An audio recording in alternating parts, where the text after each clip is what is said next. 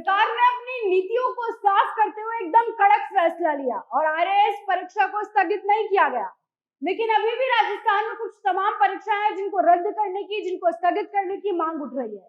तो क्या ये परीक्षाएं स्थगित होंगी या फिर रद्द होंगी और इस पर सरकार की क्या स्ट्रैटेजी है, उसी पर आज हम चर्चा करेंगे कि किस तरीके से इस पर ये जो डिसीजन सरकार ने लिया है इसका सरकार पर पॉजिटिव इम्पैक्ट पड़ेगा या फिर नेगेटिव। इसी पर हम आज चर्चा करेंगे और चर्चा के लिए हमारे साथ मौजूद है वरिष्ठ पत्रकार नीरज शर्मा जी। नमस्कार सर।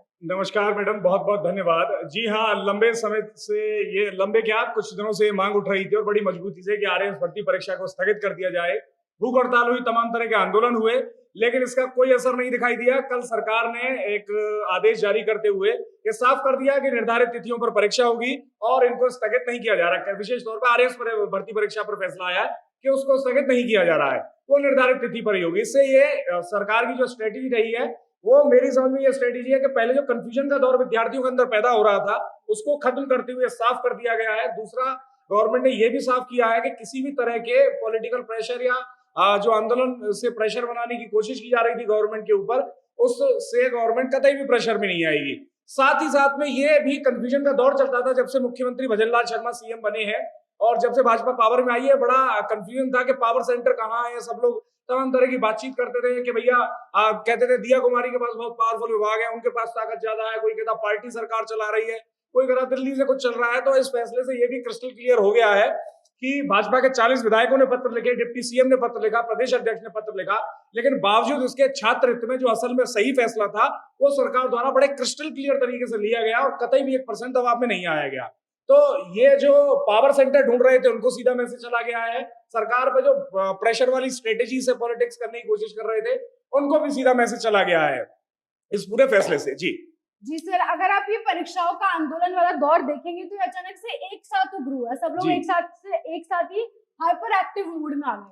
तो इसके पीछे क्या कोई टूल किट हो सकता है, आपको लगता है? जी हाँ, ये टूल किट बेशक हो सकता है और शायद मैं तो कहूंगा है भी, क्योंकि आप देखिए एक सब इंस्पेक्टर भर्ती परीक्षा को निरस्त करवाने के लिए, खत्म करवाने के लिए हनुमान बेनीवाल बड़ा शांतिप्रिय आंदोलन कर रहे थे, वो चल रहा था, ठीक प्रोसेस चल रहा था। उसके बाद एक मजबूत वो रैली की है, फिर एकदम से कुछ ही 28 मई के आसपास की घटना है, एक ट्विटर पोस्ट के बाद एकदम से मोमेंटम बनने लगा कि आरएएस भर्ती परीक्षा को स्थगित कर दिया जाए, आगे बढ़ा दिया जाए। फिर उसके बाद फर्स्ट डेट को लेकर मांग होने लग गई। तो ये पूरे का पूरा एकदम से हाइपर एक्टिव हुआ है। फिर उसके बाद अब ये भी स्ट्रेटेजी देखिए कि सत्ताधारी पार्टी के तमाम नेता इसमें इंटरेस्ट दिखाने लग गए। वो लेटर लिख के दे रहे हैं कि हाँ भैया हम बातचीत करेंगे, हम स्थगित करवा देंगे। ठीक है, समझ में आता है, सबकी अपनी राजनीति होती है, ये ठीक है, सबकी अपनी जवाबदेही है। सो लोग क्षेत्र के लोगों के वोटों से जीत कर आए हैं, तो उसका सबका भी अपना एक दबाव होता है। लेकिन ये पूरा निश्चित तौर पे एक टूल किट हो सकता है, क्योंकि जिस तरह से चीजों को, एक एजेंडे को लगातार प्रमोट किया जा रहा है, विशेष तौर पर छात्रों के हित में बताया जा रहा है। लेकिन कहीं भी आप मोटा माटी देखेंगे तो इन आंदोलन, जो छात्रों के लिए आंदोलन किया जाए, आप सोचिए कि आंदोलन छात्रों के हित में हो रहा है, छात्रों के लिए हो रहा है, छात्रों की परीक्षाओं के लिए हो रहा है, लेकिन छात्र कहीं नजर नहीं आ रहे हैं।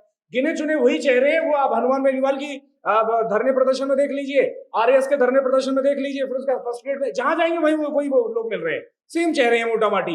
और उनको देखने के लिए, वहां जुटने के लिए, और छात्रों की तो बड़ा मूवमेंट पूरे शहर जयपुर के अंदर है ही, बड़ी मात्रा में छात्र रहते हैं, तैयारी करते हैं, तो वो कहीं ना कहीं उनके साथ में कनेक्ट हो जा रहे हैं, वो जुट जा रहे हैं और वो वहां बैठ रहे, तो जिससे कुछ संख्या उनकी दिख भी रही है। लेकिन अगर मोटे स्तर पर देखेंगे, जिस परीक्षा विशेष के लिए प्रदर्शन हो रहा है उसके परीक्षार्थी आपको बहुत कम संख्या में नजर आएंगे। आप देखिए कुछ दिनों बाद आरएएस का पेपर है, आप खुद अपना ये माइक लेकर आरएएस भर्ती परीक्षा के सेंटर्स के बाहर जाइएगा, बड़ी मजबूती से छात्र परीक्षा देकर आ रहे होंगे और उसके बाद परीक्षा पर रिव्यू दे रहे होंगे किस तरह की परीक्षा हुई।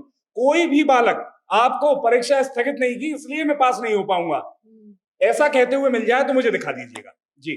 जी सर, अगर हम ये आंदोलन का दौर देखेंगे, अभी आपने हनुमान बेनीवाल की बात की, तो तब भी छात्रों का आंदोलन होता है ना, तब भी इनकी आवाज उठती है, तो हर बार इनके चेहरे नेताओं के बदल जाते हैं, कभी सचिन पायलट, कभी किरोड़ी लाल मीणा और अब हनुमान बेनीवाल का चेहरा। ये पॉलिटिक्स है मैडम, आप ये इतना आसान है, ये पॉलिटिक्स है, साफ तौर पे प्योर शुद्ध राजनीति है, 100% शुद्ध।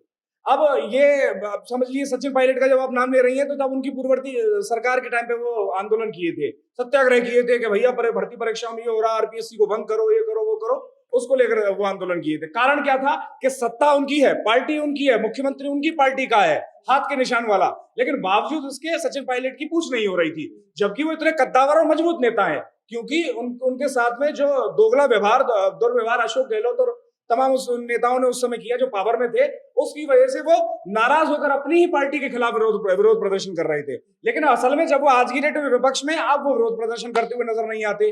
अब उसके बाद में किरोड़ी लाल मीणा ने, जो चूंकि वो उस समय विपक्ष में भी थे, वो मजबूती से मुद्दा उठाए। अब वो सत्ता में आ गए हैं, अब वो नजर नहीं आ रहे हैं आपको, क्योंकि उनकी अपनी सत्ता की मजबूरियां हैं। दूसरा, हनुमान बेनीवाल, अब उनके पास में कोई मजबूत टॉपिक या मजबूत मुद्दा नहीं है। उनका एक भी उनकी बोतल पकड़ के विधानसभा में राजस्थान की में कोई आदमी बैठा नहीं है, एक विधायक नहीं है उनके पास में। और वो स्वयं अपने परिवार से, उनकी पत्नी चुनाव लड़ी थी, वो भी हार गई। तो अब उनके पास में ले लेकर राजनीति करने के लिए राजस्थान में कोई मुद्दा नहीं है। सांसद हैं, अपना वक्फ बिल चल रहा है संसद के अंदर, ना 3 तलाक चल रहा है, ना इस तरह के कोई आंदोलन चल रहे हैं। केंद्र सरकार ने जो जातिगत जनगणना है उसका भी मुद्दा मान लिया है। तो अब मोटा माटी हनुमान बेनीवाल के स्वयं के पास कुछ नहीं बचा है, तो वो ढूंढ के सब इंस्पेक्टर भर्ती परीक्षा का मुद्दा ले आए, वो उसको लेकर बैठे हैं। अब उनके पीछे जो छोटे छोटे छुटभैया नेता बैठे, जिनका आप नाम ले रही हैं, अब ये मुकेश मीणा या लक्ष्य प्रताप या जो भी, जो आजकल नाम थोड़े हिटलिस्ट में आ गए हैं पिछले 2-4-10-5 दिन के अंदर, उनका आप नाम ले रही, तो उनका तो फुल टाइम जॉब है ये। हनुमान बेनीवाल तो सांसद है, उनके पास जनता के मुद्दे हैं, जनता उनके पास समस्या लेके आती है। आप कभी भी हनुमान बेनीवाल के पास चले जाइए, अगर वो 10-20 लोगों से घिरे हुए बैठे हैं, तो किसी पुलिस थाने में कहीं ना कहीं वो बात कर रहे होंगे जनता के लिए, किसी एएन को फोन कर रहे होंगे, बिजली की समस्या, पानी की समस्या, उनके पास इस तरह का काम भी है।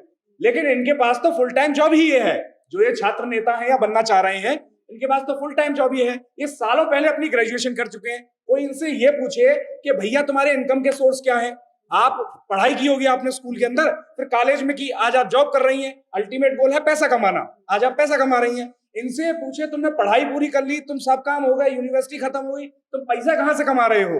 घर वाले तुमसे पूछते नहीं बेटा गया जयपुर क्या लाया, वो पूछते तो होंगे। तो अब इनके आय के स्रोत क्या है? ये राजनीति इनके आय के स्रोत है। ये यहाँ उधर उधर 4 धरना प्रदर्शन करते हैं, 4 तरह की पॉपुलैरिटी हासिल करते हैं, ट्विटर पे फोटो डालते हैं कि युवा नेता के तौर पे हम वहां गए, ये गए। ये सब कमाई के साधन बना रखे हैं और अपनी राजनीतिक भविष्य को तलाशने के साधन बना रखे हैं। तो वैसा ही है, इसीलिए चेहरे बदल जाते हैं। जैसे जैसे राजनीतिक भविष्य सेट हो रहा है, वो अब फिर प्रदर्शनों में आना बंद कर देते हैं। ये वैसा भरी है। और जो असल में बेवकूफ बन रहा है, जो पागल बन रहा है, वो छात्र बन रहा है।